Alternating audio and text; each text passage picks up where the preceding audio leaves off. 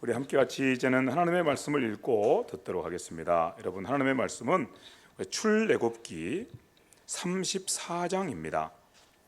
출애굽기 34장 1절 말씀부터 우리 9절 말씀까지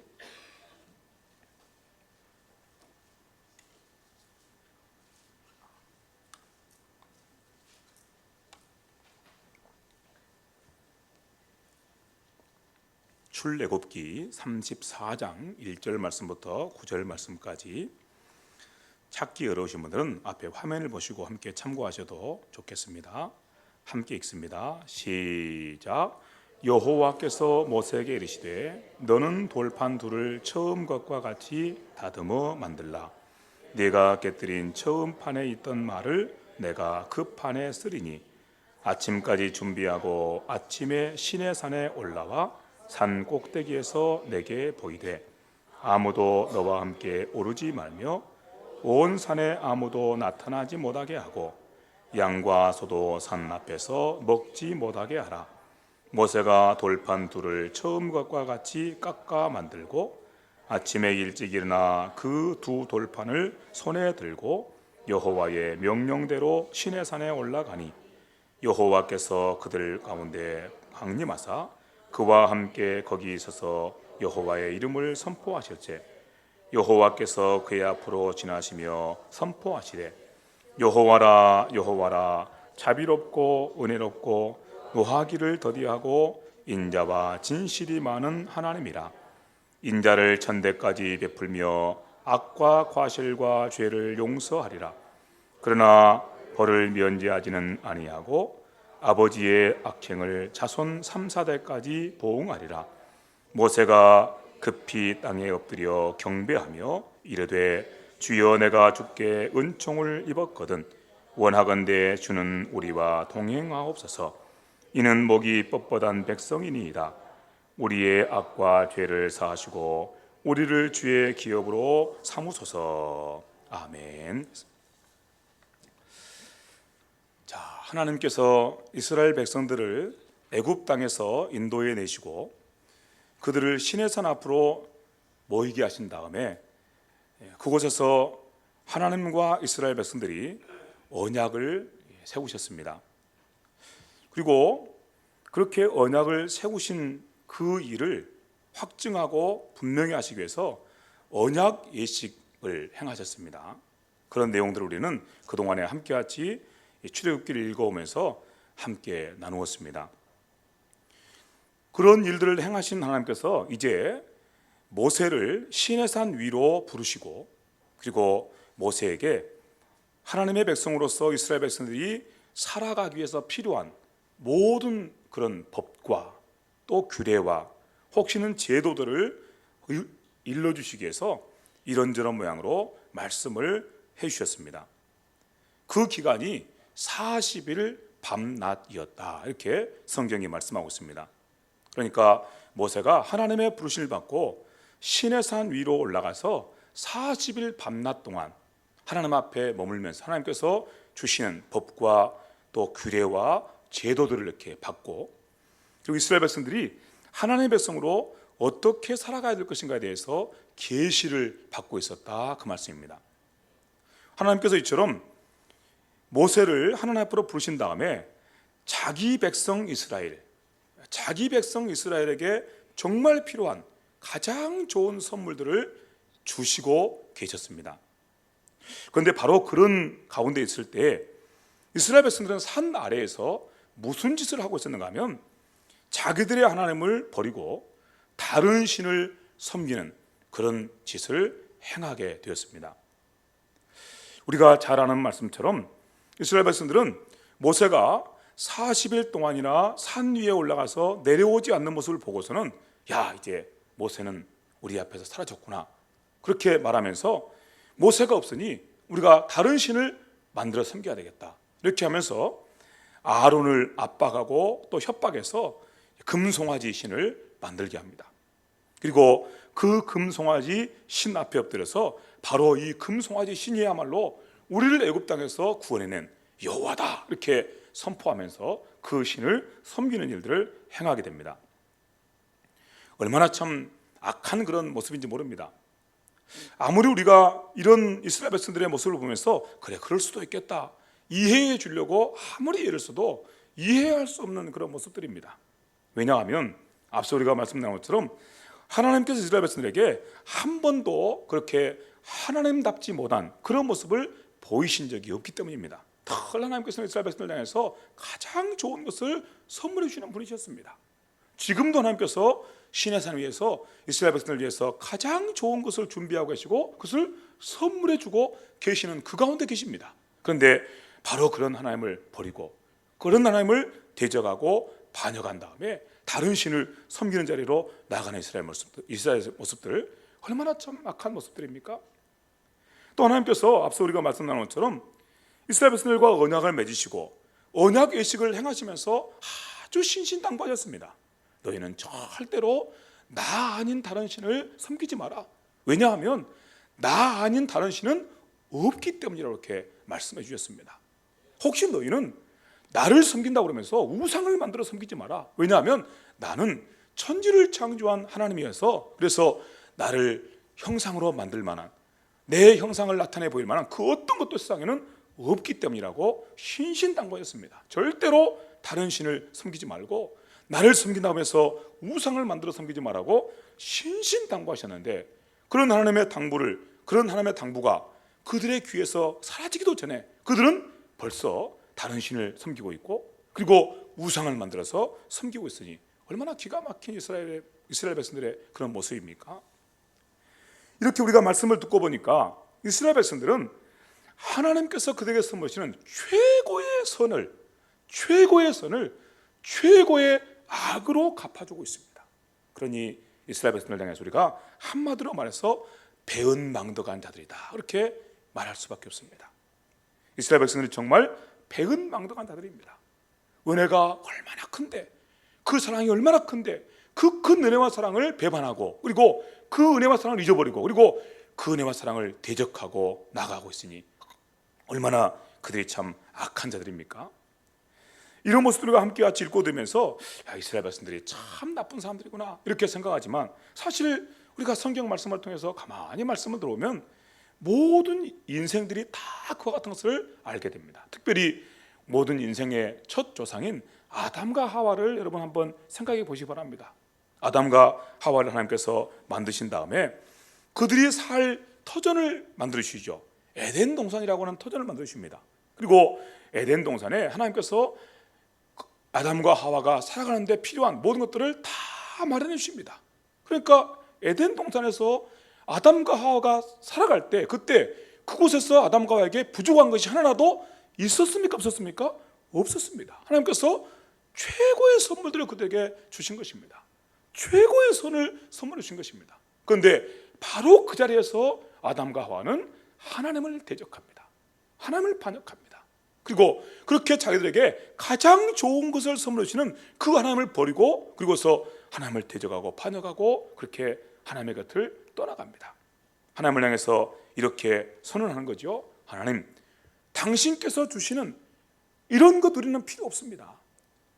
그리고서 그들은 하나님을 반역하고 대적하고 있습니다. 얼마나 참 끔찍한 그런 악을 저지르고 있는 그런 모습인지 모릅니다. 이처럼 이스라엘 백성들이 되었든 아니면 우리의 첫 조상 아담과 하와가 되었든 항상 인생들은 하나님께서 그들의 하나님이신 것을 인정하기를 싫어하고 그리고서 하나님을 버리고 하나님을 떠나가는 짓을 늘 반복해서 행하는 것을 보게 됩니다.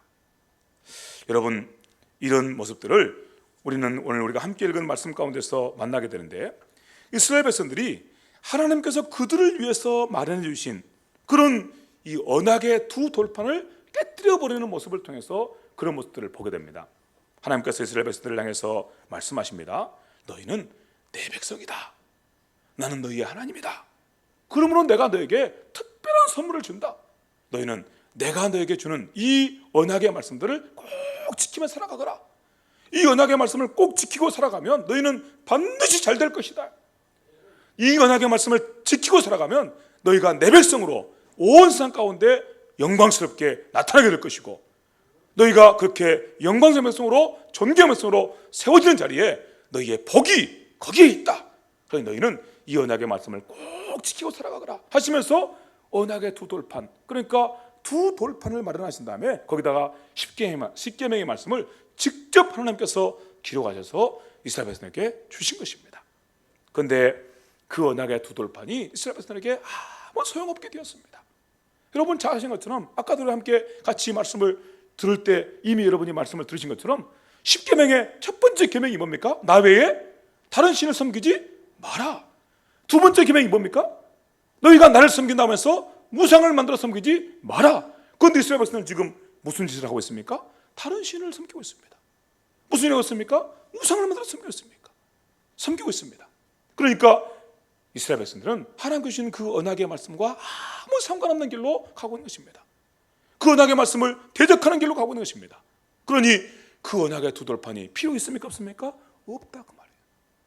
하나님께서는 내가 너희와 맺은 이 언약은 영원한 언약이고 그래서 절대로 변치 않는 언약이라고 그렇게 뜻을 정하시고 그리고서 변치 않는 돌판에다가 딱 기록하셔서 선물로 주는데 이스라엘 백성은 그것을 깨뜨려 버린 거예요. 이게 필요 없습니다. 그러니 얼마나 이스라엘 백성들이 참 안타까운 그런 모습입니까? 이런 모습들은 아담과 하와의 모습 가운데 있었고 아담과 하와의 모든 존재들 가운데 있었으며 오늘 우리가 함께 읽은 말씀에서는 이스라엘 백성들 가운데 이렇게 나타나고 있는 것입니다. 이런 모습들을 우리가 함께 보면서 다시 떠오르는 예수님 당시의 유대인들의 모습을 또 생각해 보게 됩니다. 여러분 예수님께서 이 세상 가운데 오셨을 때 유대인들이 유대 땅에 살고 있었죠. 그리고 그 유대인들은 하나님께서 예수님을 세상에 보내실 때 그때를 위해서 준비하신 하나님의 백성들이었습니다. 그러니까 하나님께서 하나님의 아들을 세상에 보내시고 그 하나님의 아들을 통해서 세상을 구원하시려고 하실 때 유대인들이 다 거기 있으면서 그 예수님을 도와서 그 예수님을 위해서 함께 협력하고 수고해서 그래서 예수님께서 마음껏 그 일을 이루시도록 그렇게 그 일을 감당하도록 하나님께서 유대인들을 그 자리에 두신 것입니다. 그렇지 않으면 유대인들이 그 유대 땅에 살고 있을 이유가 없어요. 그런데 하나님께서 아주 오래전부터 그들을 택하시고 그들을 훈련시키시고 그래서 그들을 위해서 거기다가 두신 것입니다. 그리고 하나님께서 예언자들, 선자들을 통해서 그들에 대해서 이렇게 예언해서 말씀하셨습니다. 여러분 성경 말씀으로 가서 한 말씀을 들어보시면 앞에 화면을 보시고 한번 읽어보시기 바랍니다. 이사야서 40장에 이런 말씀이 있습니다. 이사야 40장 3절에 있는 말씀인데 이런 말씀이 있습니다. 외치는 자의 소리여 이르되 너희는 광야에서 여호와의 길을 예비하라. 뭐라고요? 광야에서 여호와의 길을 너희는 예비하라. 누굴 향해서 하시는 말씀입니까? 이스라엘 백성. 누굴 향해서 하시는 말씀입니까? 유대인들 향해서 하시는 말씀입니다. 예수님 당시에 유대 땅에 살고 있던 유대인들 향해서 너희는 광야에서 주의 길을 예비하라. 주의 길을 예비하라. 그래서 세상에 주님의 일을 회방하고 방해하는 모든 것들이 다 잠잠해지도록 그래서 골짜기마다 도주어지고 높은 산이 낮아지고 사막의 길이 나고 그렇게 해서 그분께서 마음껏 일하시도록 그렇게 너희는 그분의 길을 예비하라. 그런데 유대인들이 무슨 일을 했습니까? 그 일을 예비했습니까? 아니면 그 길을 회방했습니까? 회방한 것입니다. 여기 또 이런 말씀이 있습니다. 말라기서에 있는 말씀인데 3장 1절의 말씀입니다. 만군의 여호와가 이르노라 보라 내가 내 사자를 보내리니 그가 내 앞에서 길을 준비할 것이다. 내가 내 사자를 보낼 것인데 그가 내 앞에서 길을 준비할 것이다. 그건 사실 이 말씀은 예수님보다 6개월 앞서 와서 예수님의 길을 예비하신 세례 요한을 두고 하신 예언의 말씀이에요. 그러나 세례 요한을 두고서만 예언하는 말씀은 아닙니다. 세례 요한과 함께 그때에 예수님을 영접하고 예수님을 맞이하고 예수님과 함께 더불어 그 하나님의 구원 역사를 써가도록 하나님께서 예비하신 주의 백성 이스라엘 백성들을 향해서 하시는 말씀입니다. 너희는 주의 길을 예비하라. 그런데 거꾸로예요. 거꾸로. 주님께서 약속대로 오셨습니다. 오셨을 때 유대인들은 무슨 짓을 합니까? 그분을 영접하지 않아요. 요한복음의 말씀 보니까 그분께서 자기 땅에 오시고 자기 백성 가운데 오셨는데 그 백성들이 그분을 영접하지 아니한 거예요. 영접하기는커녕 오히려 그분을 회방하고 박해한 것입니다. 그리고 십자가에 못 박아 죽인 것입니다. 그게 바로 유대인의 역사입니다. 하나님께서 이렇게 놀라운 일을 예비하시고 또 준비하시고 그리고 그렇게 그 모든 것들을 선물해 주기를 원하시지만 이스라엘 백성들은 곧 유대인들은 전혀 그 일에 대해서 반응하지 않아요. 오히려 거꾸로 그런 예수님을 박해하고 회방하고 마침내 그분을 십자가에 못 박아 죽이는 그런 짓을 행하는 것을 우리는 성경 말씀을 통해서 함께 만나게 됩니다. 이처럼 온 인생들은 모든 인생들은 너나 할 것 없이 하나님을 대적합니다. 하나님을 반역합니다. 그러므로 그들에게 더 이상 소망이 없습니다. 그런데 이렇게 말씀을 함께 나누다 보니까 그러면 우리에게는 정말 아무 소망이 없는가? 그런데 아무런 소망이 없는 것이 아닙니다. 새로운 역사가 시작된 것을 보게 됩니다. 우리는 이처럼 하나님을 향해서 끊임없이 하나님을 대적하고 하나님을 반역하고 하나님의 일을 회방하고 나가지만 하나님께서는 이런 우리를 향해서 끝까지 손을 내미시는 것입니다. 여러분, 이 말씀이 여기 이렇게 나와 있습니다. 성경 말씀으로 가셔서 직접 여러분의 입으로 한번 읽어보시기 바랍니다. 아까 우리가 읽었던 말씀입니다. 출애굽기 34장 1절 말씀입니다. 한번 읽어보십시다. 시작. 여호와께서 모세에게 이르시되 너는 돌판 둘을 처음 것과 같이 다듬어 만들라. 내가 깨뜨린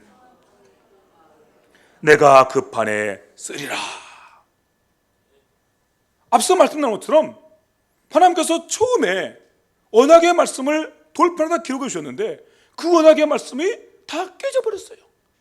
유대인들이 그 언약의 말씀을 거스르고 그리고 그 언약의 말씀을 버림으로 말미암아 그 언약의 돌판은 깨져버렸습니다. 앞서 우리가 말씀을 읽지 않고 지나왔지만 모세가 두 돌판을 들고 다 산에서 내려옵니다. 내려오는데 산 아래에서 무슨 짓이 벌어지고 있어요? 금송아지를 만들어서 섬기고 있는 그런 이스라엘 백성의 모습이 보이는 거예요. 언약의 말씀에 소용이 있습니까? 없습니까? 없습니까? 벌써 깨져버린 거예요. 다른 신을 섬기지 말아 하셨는데 다른 신을 섬기고 있는 것입니다. 우상을 섬기지 말라 하셨는데 우상을 섬기는 것입니다. 언약의 돌판이 필요 있어요? 없어요? 필요 없어요. 이미 깨져버린 거예요. 그래서 그것을 던져서 깨버린 거예요. 이것은 필요 없다. 이미 깨져버렸으니까요. 그런데 그렇게 이스라엘 백성들이 깨뜨려버린 그 언약의 두 돌판을 다시 만들라고 말씀하십니다. 다시 돌판을 만들어서 내게 가져와라.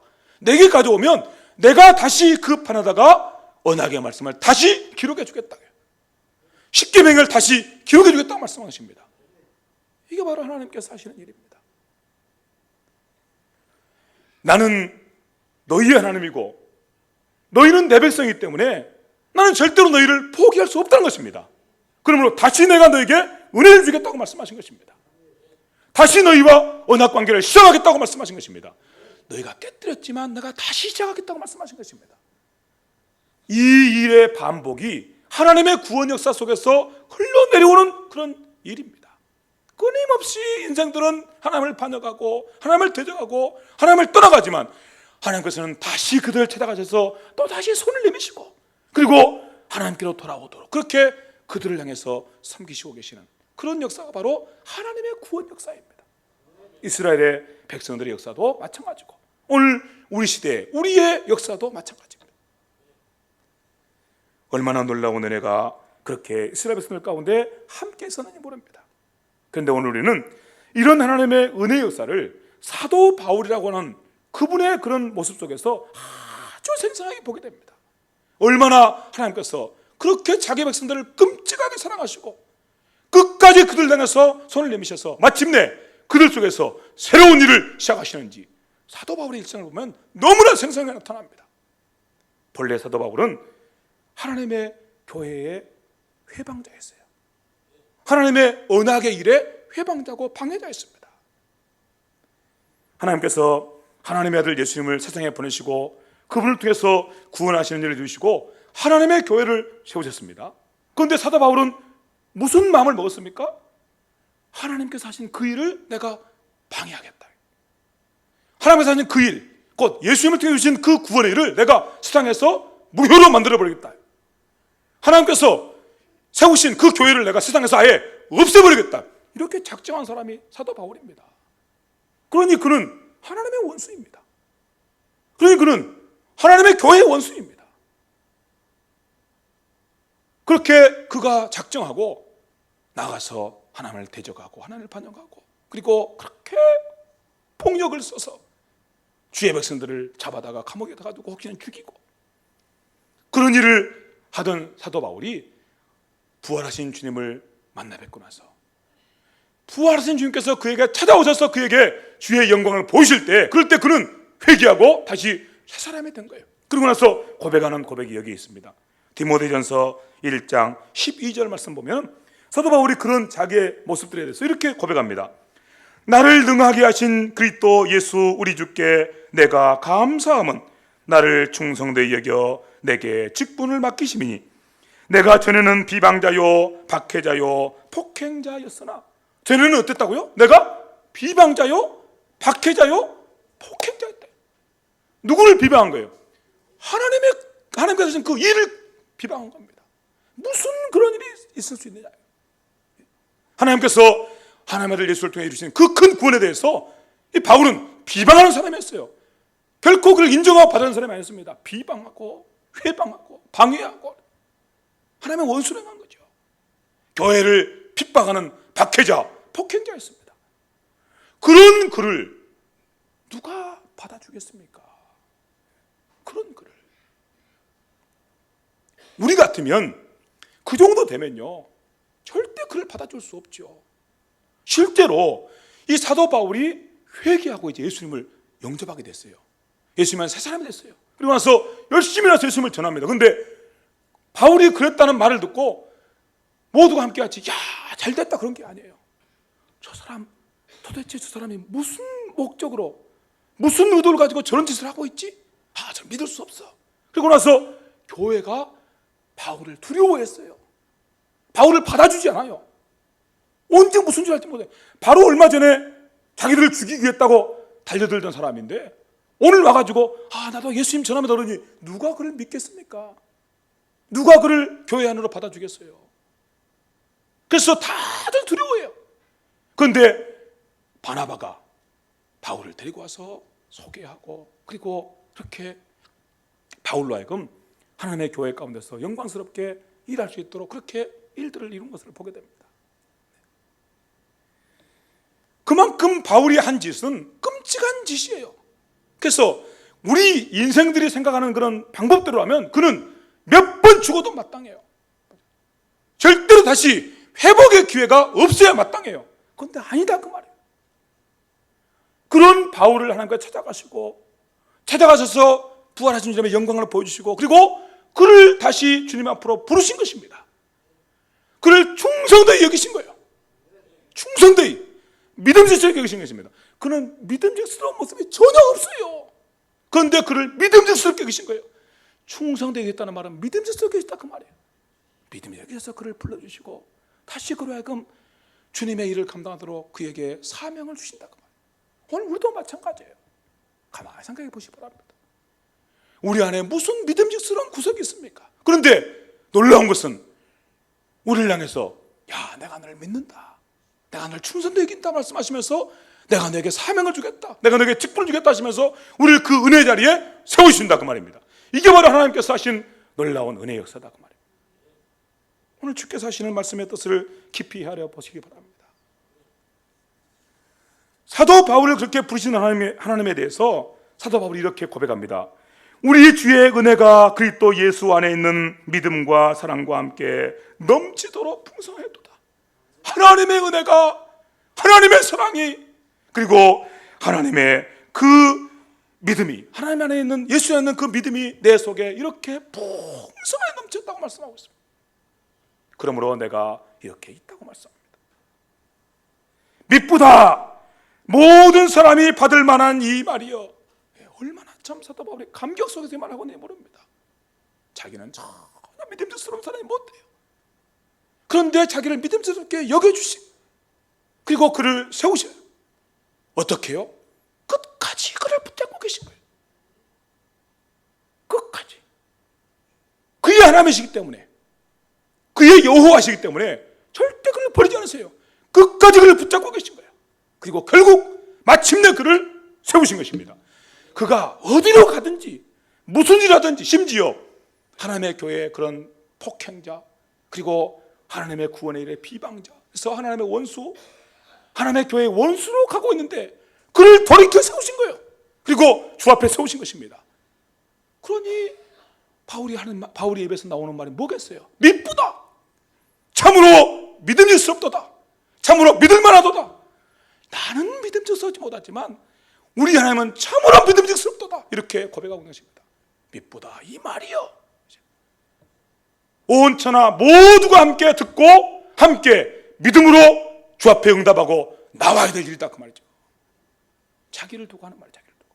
내가 보니까 그런다. 내가 보니까 얼마나 놀라운 일인지, 얼마나 믿음직스러운 일인지, 어찌하여 너희가 이것을 믿지 못하느냐, 이런 마음으로 고백하는 고백입니다. 다시 한번 읽어보면 이렇게 말씀합니다. 우리 주의 은혜가 그리스도 예수 안에 있는 믿음과 사랑과 함께 넘치도록 풍성하였도다.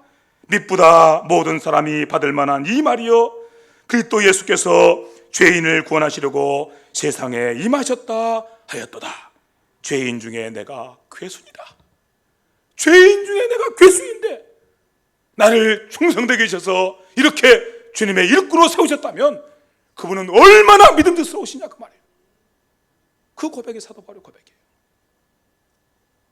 여러분, 이 말씀을 함께 읽고 들으시는 가운데 마음에 감동이 오시거든 이 주님을 향한 믿음으로 다시 새롭게 되시기를 간절히 바랍니다.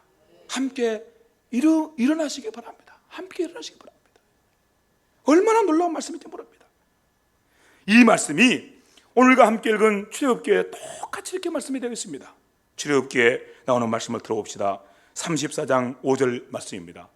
제가 왜 이렇게 사도 바울에 대해서 이렇게 말씀을 강조했는가 하면 여기 이 말씀이 그대로 있기 때문에 그래요. 한번 같이 직접 여러분의 입으로 한번 읽어보십시오. 출애굽기 34장 5절입니다. 시작. 여호와께서 구름 가운데 강림하사 그와 함께 거기 서서 여호와의 이름을 반포하실 때 여호와께서 그의 앞으로 지나시며 선포하시되 여호와라 여호와라 자비롭고 은혜롭고 노하기를 더디하고 인자와 진실이 많은 하나님이니라. 하나님께서 자기 이름을 선포하고 계신 거예요. 나는 여호와다. 나는 여호와다. 나는 여호와다. 여호와가 어떤 분이십니까? 언약을 자기 백성과 세우시고 그 언약을 끝까지 지키시는 분이세요. 그분이 바로 여호와이세요. 그분께서 자기 백성들에 대해서 내가 너희 하나님이다, 너는 내 백성이다, 그러므로 나는 너희가 무슨 어떤 데에 있든지 끝까지 내가 너희를 포기할 수 없다. 나는 여호와다, 그러므로 나는 너를 절대로 포기할 수 없다 것입니다. 이런 하나님의 마음을 아프게 해드리는 그런 일이 없도록 하시기를 바랍니다. 이런 하나님의 마음을 아프게 해드리면 안 돼요. 하나님과 우리를 향해서 나는 여호와다, 나는 너희 하나님이다, 너는 내 백성이다, 그러면 나는 절대 널 포기할 수 없어, 나는 나를 떠나가지 마라. 그렇게 우리랑 손을 벌리고 계시는데 우리는 기어이 그 손을 뿌리치고 소용없어요, 필요 없어요, 나는 하나님 필요 없어요 하고 그렇게 걸어가면 얼마나 아파하시겠냐고 말이에요. 또다시 다 쫓아오시죠. 포기하지 않으시니까요. 여러분 한번 여러분 자녀가 만약에 여러분에게 그렇게 한다고 생각해 보세요. 대들면서 떠나가면서 나는 필요 없어요. 그런데 부모이기 때문에 또 가슴이 미어져요. 다시 따라가는 거예요. 따라가서 또 다시 손을 내밀어. 야, 그러면 안 된다. 그때 그 부모의 마음이 어떻겠어요? 여러분 절대 하나님께서 여러분을 향해서 나는 너의 하나님 여호와다, 너는 내 백성이다 하시면서 손을 내미실 때 그 손을 뿌리치지 마시기 바랍니다. 일어나라고 말씀할 때 그냥 주저앉지 마시기 바랍니다. 일어나셔야 됩니다. 그분의 마음을 아프게 들면 안 돼요. 그분의 사랑이 너무 크기 때문에 그래요. 절대 그분의 마음을 아프게 하면 안 돼요. 이스라엘 백성들이 무슨 짓을 했습니까? 무슨 일을 했습니까? 언약을 맺고 언약의 식을 행하고 하나님으로부터 그렇게 놀라운 선물들을 다 받고 그랬는데 그들이 금송아지를 만들어 놓고 여호와다 하면서 섬기는 그런 짓을 하고 있는데 그들 향해서 또다시 찾아오셔가지고 나는 여호와다, 나는 여호와다, 내가 얼마나 은혜롭고 자비로운지, 나는 얼마나 인자와 진실이 많은지, 나는 여호와다, 너는 내 백성이다, 내게로 와라. 나와 함께 가자고요. 이런 하나님 마음 아프게 하면 안 되죠. 이런 하나님 마음 아프게 하면 안 되죠. 성경이 이렇게 우리에게 말씀하고 있습니다. 사랑하는 형제자매 여러분,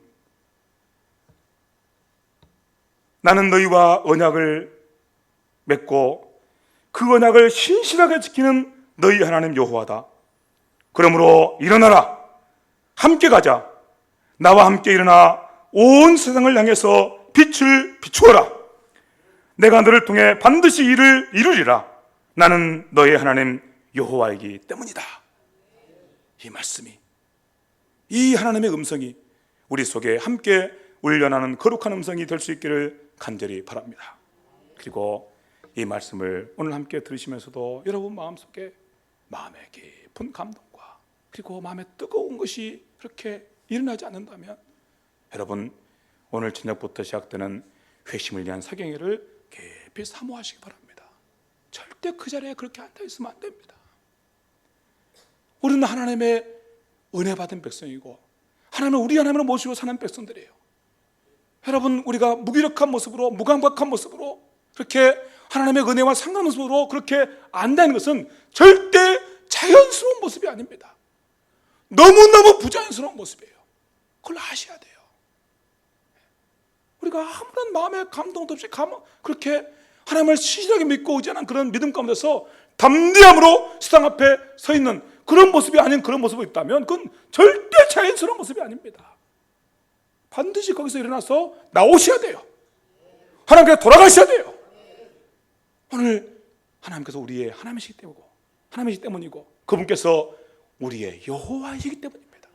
나는 여호와다 소개하시는 하나님, 주의 말씀을 따라서 함께 같이 믿음으로 이 말씀 받으시는 모두의 심령 속에 하나님의 은혜의 역사가 힘있게 함께할 수 있기를 주 예수의 이름을 의지해서 간절하게 소망하고 바랍니다. 기도드리겠습니다. 하나님 아버지 감사합니다. 들려주신 말씀 듣고 말씀 의지해서 믿음으로 주 앞에 다시 일어섭니다. 우리를 향해서 나는 여호와라, 우리를 따라오시면서 끊임없이 손을 벌리시고 호소하시는 주님의 음성을 들을 수 있도록 은혜를 주셔서 감사합니다. 이 음성 듣고 일어나는 주의 백성들에게 약속하신 은혜와 복들이 충만하게 있도록 함께하여 주시옵시며, 혹시 음성을 듣고서도 주님의 마음을 헤아리지 못한 성들이 있으면 하나님 심령 속에 성령으로 충만하게 역사하셔서 함께 주 앞에 일어나게 하시고 주의 영광을 바라보며 그 영광과 사는 백성들로 일어서도록 축복하여 주시옵소서. 이 은혜가 오늘 저녁보다 있게 될 회심을 위한 상회를 통해서 이루어지도록 하나님 복되게 그 집회를 사용하여 주시옵소서. 감사합니다. 예수님의 이름으로 기도하옵나이다. 아멘.